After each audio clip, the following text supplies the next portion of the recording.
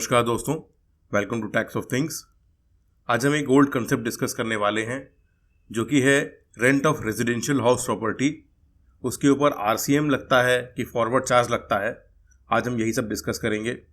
Discuss करना important इसलिए है क्योंकि ज़रूर से ये पुराना कंसेप्ट है, मगर जब बात हम अपनी जीएसटी प्रैक्टिस को लेकर के करते हैं ये बहुत ही इम्पॉर्टेंट पॉइंट बन जाता है और इसको रिफ्रेश करना बहुत ज़रूरी है।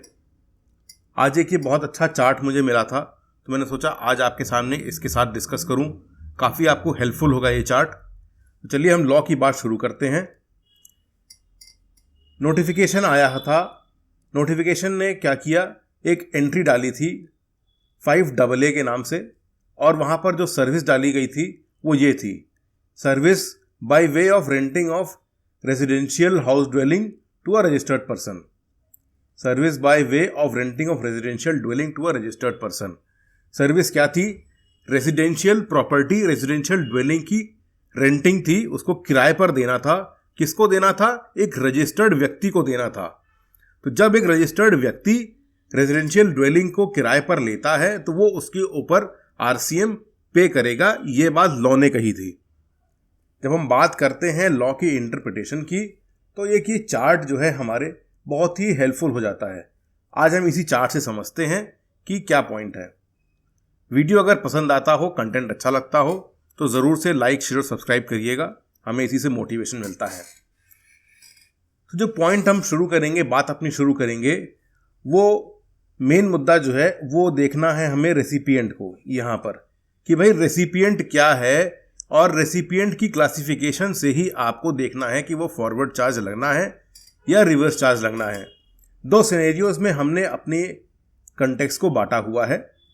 पहले केस में क्या होना है कि सप्लायर अगर हमारा रजिस्टर्ड है और रेसिपिएंट हमारा अनरजिस्टर्ड है तो क्या होगा, रेजिडेंशियल पर तो कोई जीएसटी नहीं लगना है, मगर अगर सप्लायर ने कॉमर्शियल प्रॉपर्टी के लिए कोई जीएसटी रजिस्ट्रेशन ले रखा है तो यहाँ पर फॉरवर्ड चार्ज का जीएसटी लग जाएगा। इसका मतलब कि मान लीजिए सप्लायर प्रॉपर्टी का काम करता है, उसने एक बिल्डिंग बना रखी है कॉमर्शियल, और वहाँ पर कोई कोचिंग सेंटर चलता है। मान लीजिए कोचिंग सेंटर के ऊपर अभी जीएसटी एप्लीकेबल नहीं है, उन्होंने जीएसटी का रजिस्ट्रेशन नहीं लिया और सप्लायर रजिस्टर्ड है, तो वो कोचिंग सेंटर को एक फॉरवर्ड चार्ज की इनवॉइस देगा कि भाई आप हमको जीएसटी दीजिए रेंट के ऊपर। सीन नंबर 2 पर आते हैं, केस नंबर 2 पर आते हैं। यहाँ पर हमारा सप्लायर जो है हो गया वो अनरजिस्टर्ड हो गया, मतलब मकान मालिक जो है वो अब अनरजिस्टर्ड है और जो किराएदार है वो रजिस्टर्ड है। यहाँ पर मैं हिंदी में लिख भी देता हूँ। तो चलिए, आपका जो मकान मालिक है वो यहाँ पर अनरजिस्टर्ड है और जो आपका किराएदार है वो रजिस्टर्ड है। अब चूंकि बात लॉ की, इस लॉ में बात ये थी कि अगर किराएदार आपका रजिस्टर्ड व्यक्ति है और रेजिडेंशियल हाउस प्रॉपर्टी को, रेजिडेंशियल ड्वेलिंग को वो लेता है किराए के ऊपर, तो वहाँ आपका लग जाएगा 18% आरसीएम। क्यों? क्योंकि जो आपका किराएदार है वो रजिस्टर्ड व्यक्ति है। पॉइंट नंबर 3 या हमारे केस नंबर 3 में सप्लायर जो है रजिस्टर्ड है। ये थोड़ा सा इंपॉर्टेंट पॉइंट है, हम आपसे डिस्कस करेंगे क्यों।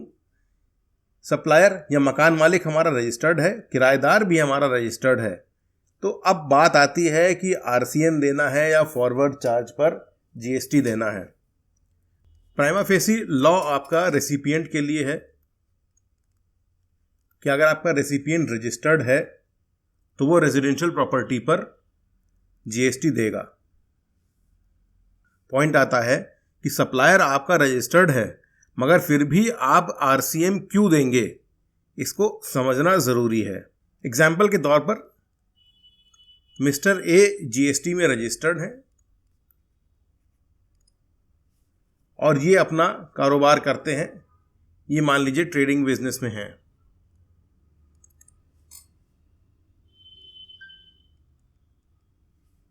इनकी एक हाउस प्रॉपर्टी है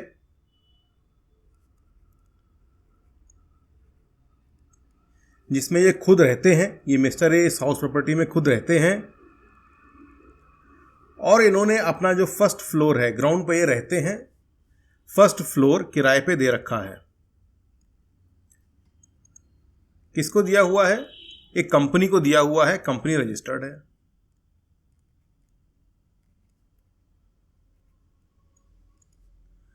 अब चूंकि residential dwelling to a non registered person, वो तो आपकी जीएसटी से बाहर है, मगर यहां पर क्या बात आती है कि बंदा जीएसटी में रजिस्टर्ड है, ट्रेडिंग करता है और फर्स्ट फ्लोर अपना रेंट पे दे रखा है कंपनी को, तो रजिस्टर्ड होने के बावजूद मिस्टर ए की कोई लाइबिलिटी नहीं बनेगी इस रेजिडेंशियल प्रॉपर्टी के रेंट के ऊपर यदि वो अनरजिस्टर्ड पर्सन को है।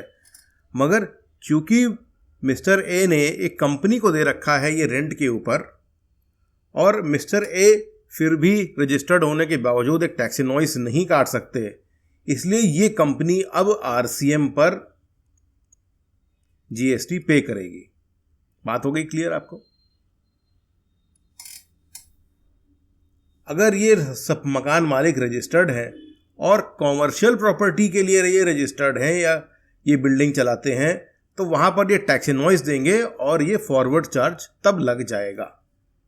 तो ये पॉइंट नंबर 4, अपने केस नंबर 4 पर आते हैं।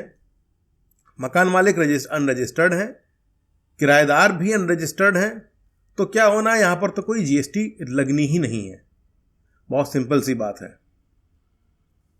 तो मैं उम्मीद करता हूं कि आपको यहां पर ये पॉइंट क्लियर हुए होंगे। पॉइंट नंबर 3 विशेषकर इंपॉर्टेंट था, क्योंकि यहां पर दोनों ही रजिस्टर्ड थे और जो बारीकी थी वो रजिस्ट्रेशन और नॉन रजिस्ट्रेशन के बीच थी, वो भी जब आप रजिस्टर्ड हैं और नहीं रजिस्टर्ड हैं, दोनों पॉइंट को लेकर के। मैं उम्मीद करता हूं कि आज का ये वीडियो आपको इन्फॉर्मेटिव लगा होगा। अगर आप में से किसी को ये चार्ट चाहिए तो मैं ये एक्सेल शीट ज़रूर से गूगल ड्राइव पे डाल देता हूं, आप वहां से इसको डाउनलोड कर लीजिएगा, आपको मदद मिल जाएगी। ऐसे ही इन्फॉर्मेटिव वीडियो देखने के लिए हमारे चैनल को सब्सक्राइब कर लीजिए। मिलते हैं अगली वीडियो में, तब तक के लिए नमस्कार।